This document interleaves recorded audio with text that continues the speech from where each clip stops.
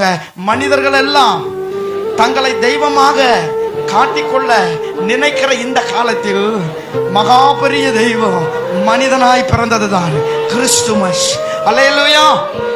மனிதர்கள் எல்லாம் தங்களை தேவனாய் உயர்த்தி காண்பிக்க கூடிய நாட்களில் மகா பெரிய தெய்வம் மானுட ரூபம் எடுத்தார் பாருங்க. அந்த நாள் தான் கிறிஸ்துமஸ் நாள். அல்லேலூயா, அல்லேலூயா. ஏன் மகா பெரிய தெய்வம் மானுட ரூபம் எடுக்க வேண்டும்? ஏன் மகா பெரிய தெய்வம் மனிதனாய் காட்சி அளிக்க வேண்டும்? எதற்கு மனிதனாய் பிறக்க வேண்டும்? இன்னொன்னு என்ன தெரியுமா? மனிதனாய் உருவெடுப்பது வேற, மனிதனாய் பிறப்பெடுப்பது வேற. புரியுதா? புரியுதா? அந்த நாட்கள்ல ஆபிரகாம், ஈசாக்கு, யாக்கோபு இப்படிப்பட்டவர்கள் வாழ்ந்து கொண்டிருந்த அந்த நாட்கள்ல தேவ தூதர்கள், அதாவது